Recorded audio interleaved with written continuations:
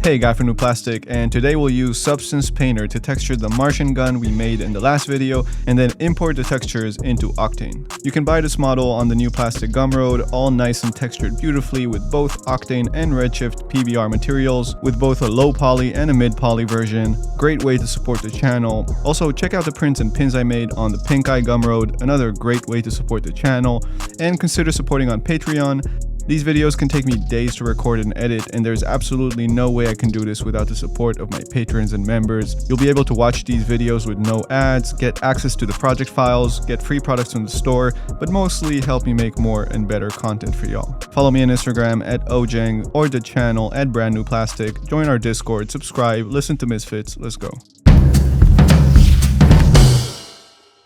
So we have the model we made in the last video. I'm going to use the UDIMS version of the model. I'm going to add the model to an SDS object with one subdivision, so it just slightly rounds out the harsh edges of the lower poly version without making it too heavy. Another important thing is to set the Phong angle to a point that smoothes out what should be smooth and round and keeps the hard edges that should stay hard. That will help Substance Painter reduce the amount of issues with normals and corners. Okay, I'll make the SDS editable with one subdivision. And last thing before sending to Substance is creating ID mats for each part. In ZBrush, you just create polypaint textures from your poly groups, but here we're going to use a Vertex color map, a technique I learned from Polygon Pen, so check them out for some top-notch hard surface modeling videos. Very, very high quality stuff. Right-click on the object, other tags, and Vertex color.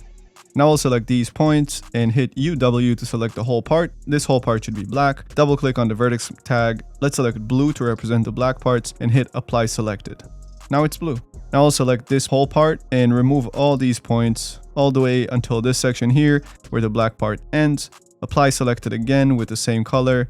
And now I'll select these points, hit UW to select all the connected parts, which are all black, and apply selected with the same color. For the metal parts, I'll switch to polygon selection mode because it's a bit easier to make selections this way. I'll select this ring, and then UF to fill selection, which is why I went to polygon mode. Much quicker to select. And I'll do the same with these sections. Then go to the select menu and convert selection. Choose from polygons to points. And now I have all these points selected. Double click the vertex tag, choose a different color and apply selected. And I'll do the same for the red parts with a red color and for the green parts with a green color. Looks like I forgot this red part, so I'll add it as red.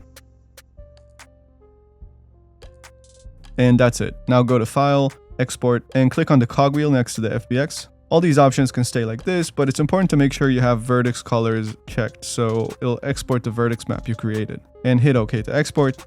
Now with Substance, create a new file, select your FBX here, make sure you have Use UV Tile Flow checked so Substance will use all the UDIMS. And I usually set the project texture size to 4K, but you can set it to 2K now and change it to 4K at export for faster viewport response. Then hit OK, and we have the model here. Now click the Bake button at the top.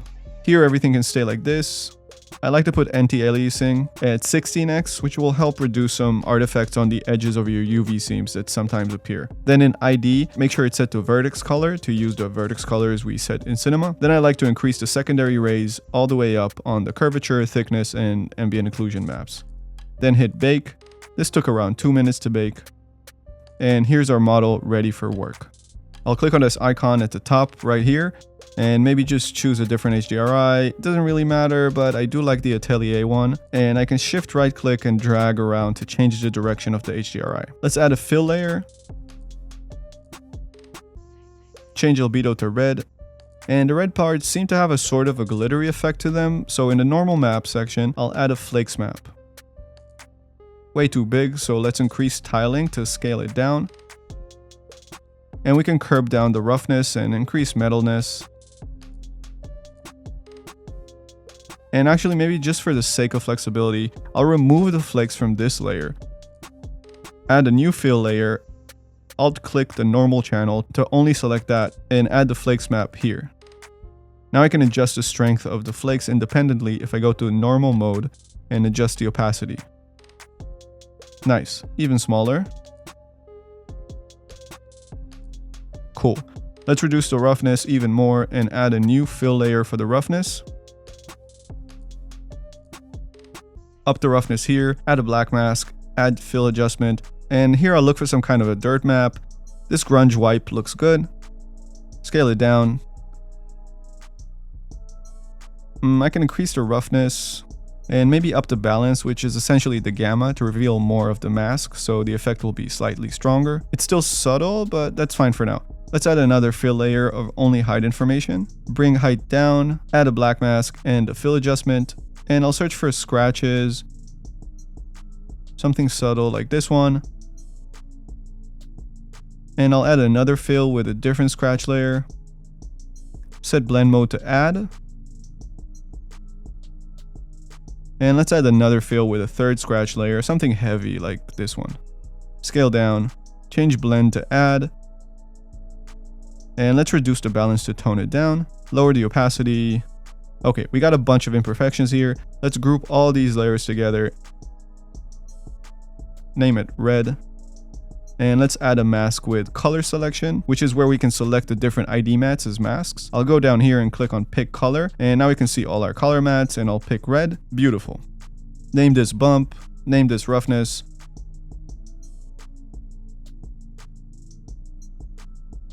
Maybe scale down this bump fill just a bit. Let's lower the opacity on the flakes channel.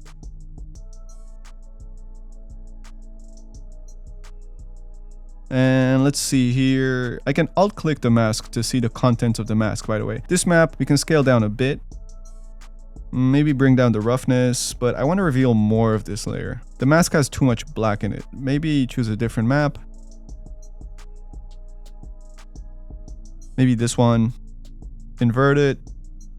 Lower balance a bit. Yeah, this is much better. Okay, I don't know what the hell happened, but the recording just skipped over a few minutes of setting up the green part.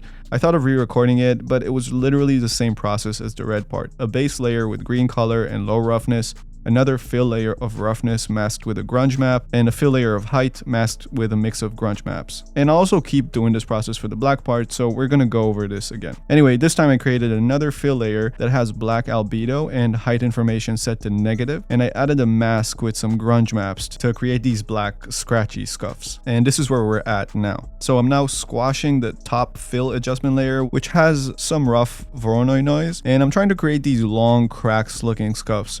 Up the balance to choke it up a bit. Up the distortion. Change blend to add. Add another fill. And let's see. This cracks one. Scale it down. Actually, let's scale it down from here.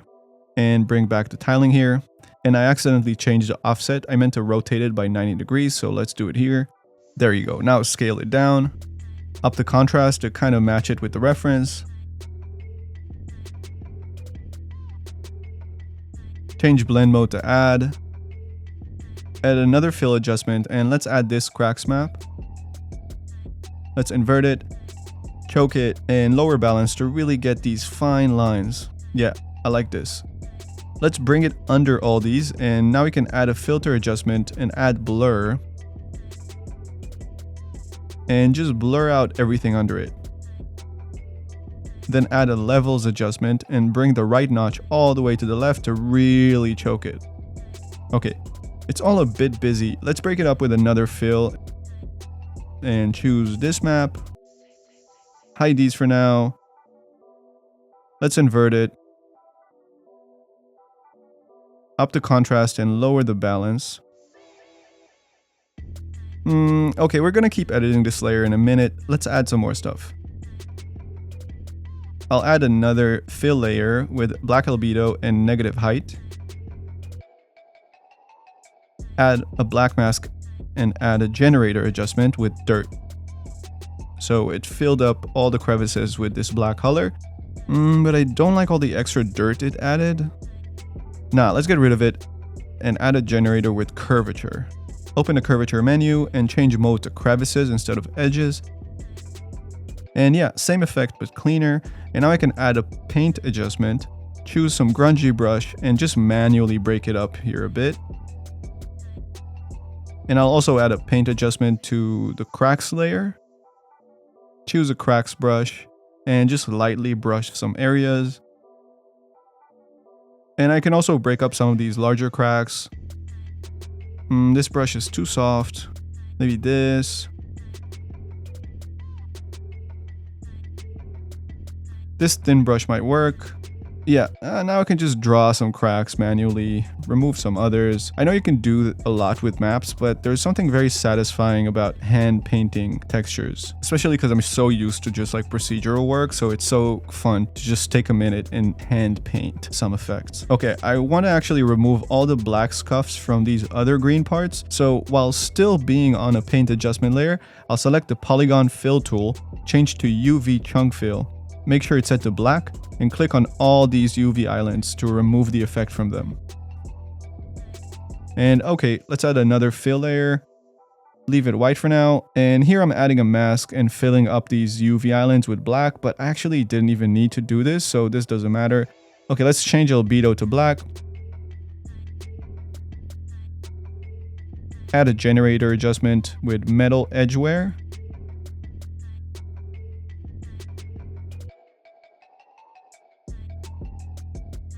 Let's up the wear and lower the contrast.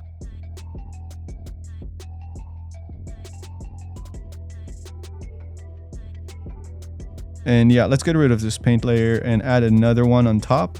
And now with the polygon fill tool set to black, remove these islands. So we're only affecting these parts. And add another paint layer and just use some grunge brush to manually break up some of the edge wear. And look, this might seem like overkill to add 3 different black layers that essentially do the same thing, and it might actually be, but doing this in different layers just allows me to be more precise with managing the different effects and manipulating them more granularly.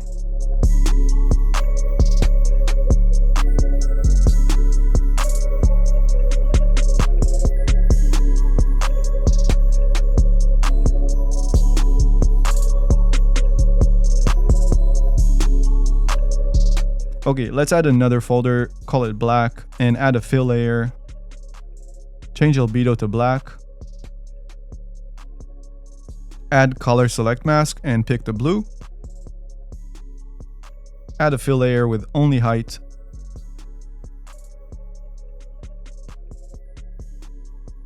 Add a black mask and fill adjustment. And let's add this grunge map. I mean, off bat, this looks good. Let's add another fill adjustment and add a Voronoi fractal noise and change the projection to match per UV tile. Otherwise, the 3D noise won't spread right. I think it's a general problem with 3D noises on UDIMS in Substance. Okay, let's turn down the opacity of this map just to add some fine details to the underlying map. Let's change the projection of the underlying map to match per tile as well. It doesn't really matter for non-3D noises. Okay, lower the opacity even more. And I think the bump is too strong, so let's turn down the height level on this layer. Much better. And maybe another fill adjustment with a much more sparse map. Like this one. Change projection to match per tile, even though it doesn't really matter here. And yeah, I really like this one. Scale it down a bit. And actually, let's turn the height level back up just a bit. Bring this new grunge map to the bottom of the list. And lower the opacity of these top ones. Yeah, I like this one. Okay, let's add another fill layer with only a white albedo. Add a black mask with a fill adjustment. And add some sparse grunge map. Like this. Scale it down just to add a little bit of white spots. And you can really see the tiling on this one, so let's add another fill adjustment. With this map, set blend mode to multiply, and lower balance to break up the bottom layer more. You can still see some of the tiling, but we can just bring the opacity way down so you don't really notice this layer. It just adds a very subtle color imperfection to the black. Okay, cool. Let's actually add the metallic parts to the color mask. Add another fill layer with only albedo and metal. Set color to mid-gray, add a color selection mask to it, and select the metal parts only. Turn up metallic, doesn't have to be all the way up. Okay, nice. Let's create this tip of the barrel where you see this burnt exposed metal. Let's add a paint adjustment and start brushing out these parts with a grunge brush.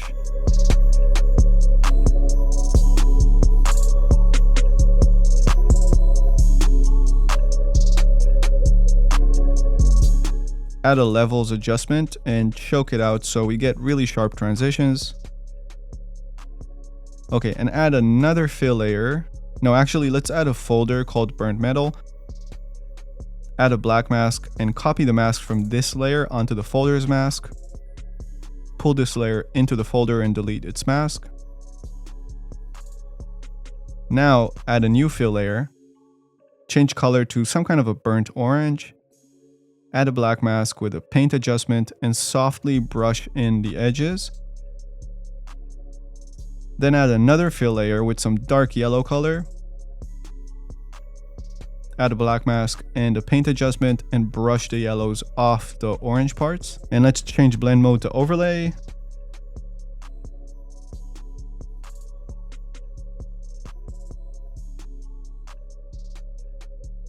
Yeah, something like this. Okay, one more fill layer with a very dark albedo and a color burn blend. Add a black mask with paint adjustment and paint in some of this color on the very edges.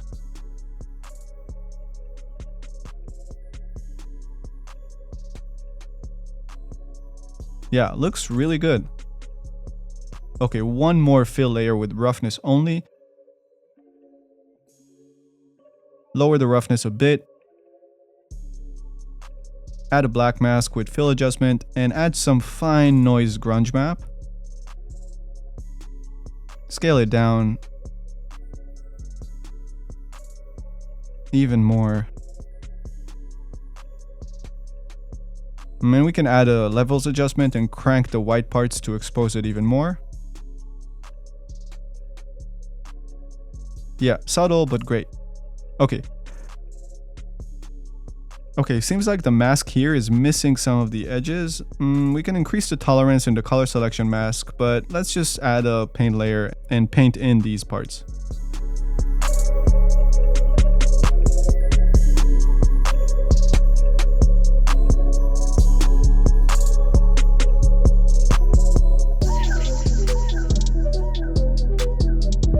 Okay, let's add a fill layer with roughness only to the black parts. Bring down the roughness and add a black mask with a fill adjustment and some grunge map.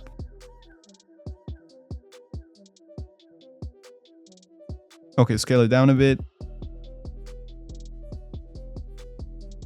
Increase the cracks. Looks great. Okay, let's add those 4 metal bars on these parts. Add a folder. Add a fill layer. And, or better yet, let's duplicate the metal layer we already have and drag it into the folder.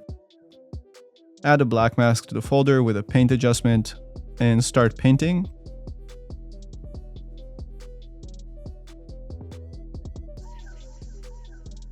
Actually, let's also add a height channel to the metal layer and increase it a bit and keep painting.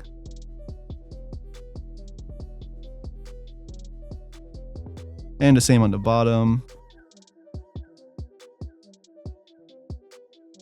And on the other side.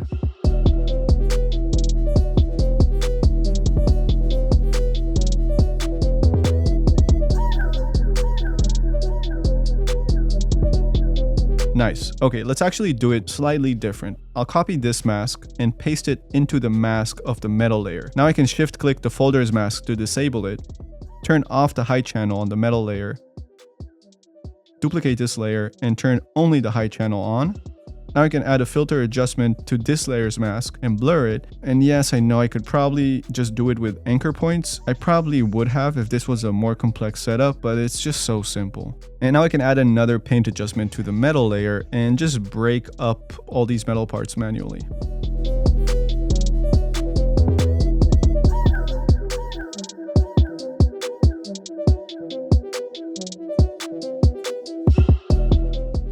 Okay, add another fill layer to the black folder.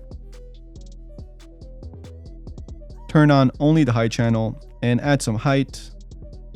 Call it ridges. And I'll just pick the basic soft brush. Turn off the pressure sensitivity on the scale up here. Click here and shift click here to make a straight line. And actually, I'll undo that. And up here, I'll turn on symmetry and click on the symmetry settings and change it to Y. And we're gonna have to adjust the symmetry point. So let's turn up the Y point until we see that red line right in between those two knobs. Perfect. Now if I draw the ridges, it'll add it onto the other knob as well and save me the double work. So I just click, then hold shift, follow the straight line and click to create the line. And do that all over. Cool. Now add a filter adjustment and blur it just a bit. And add another paint adjustment, and with a black brush, remove some of the strokes that are bleeding onto the flat surface. Okay, let's go to the burnt metal folder, which has all these main metal parts as well, and go to the paint adjustment in the mask and just break up some of the mask manually with a black brush.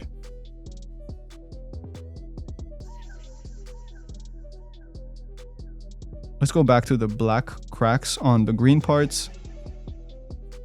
Add a levels adjustment to this black layer and choke it up to make everything sharper. What else? It looks like the ridge between the red and green part is actually missing color. So let's go to the red folders mask and up the tolerance on the color selector. And same for the green folders mask. Yeah, almost. Let's crank up the tolerance on the red mask. There you go. And let's add a fill layer to the red folder with black albedo only. Add a black mask with a generator adjustment. Set it to curvature. Set curvature to crevices. Add a paint adjustment and just break it up manually.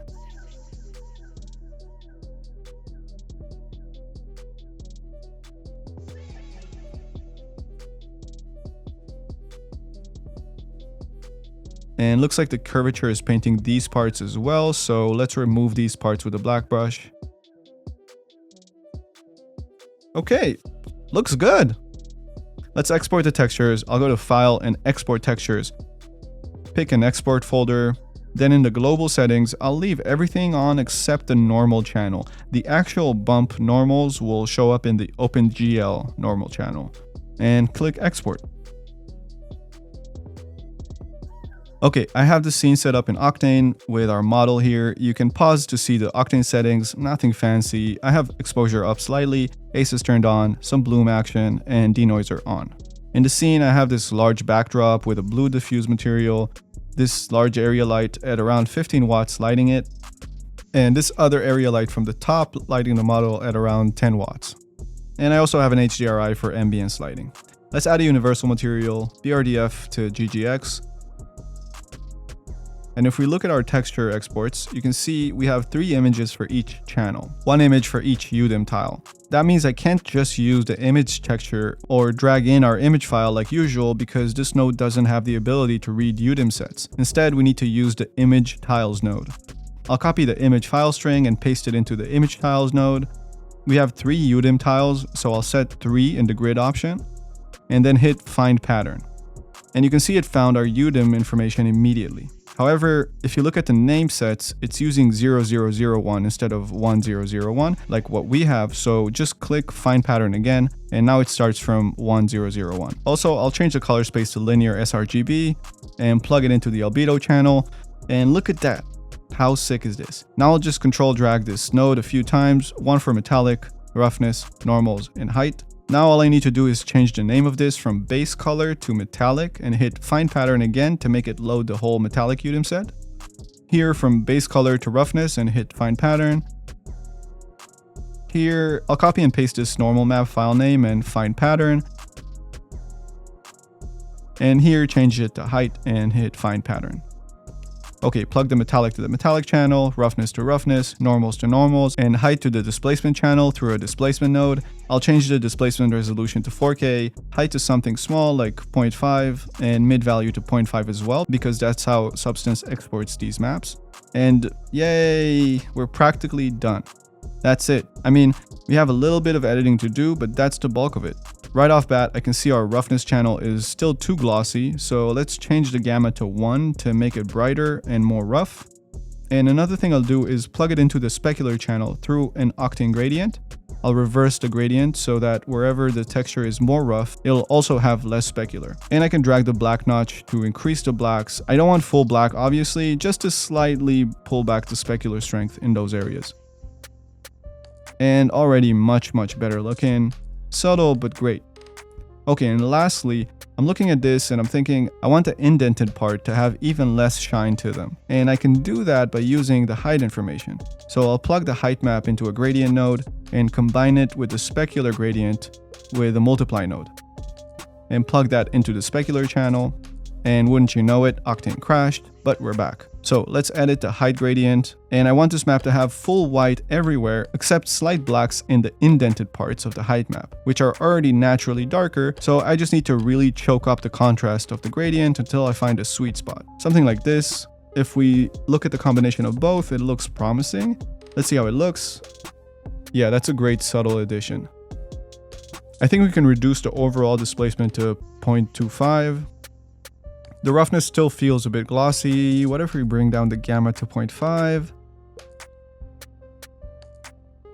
I mean, it's good. I think because the specular gradient is connected to this map, now the specular channel got darker, which I don't like. So let's bring it back to 1 and just use a gradient node to crank up the whites on the roughness. And yeah, much better. Awesome, we did it. Alright, hope you learned something. Feel free to buy this model on the new plastic Gumroad. Comes in both Octane and Redshift PBR textures, mid poly and low poly version. Check out the prints and pins I made on the Pink Eye Gumroad. Consider supporting on Patreon, because you know these videos wouldn't have never seen the light of day without the help of the invaluable patrons and members you see on the screen right now. I want all of you who've been watching to tell them thank you. I love you. Have a great day. Peace.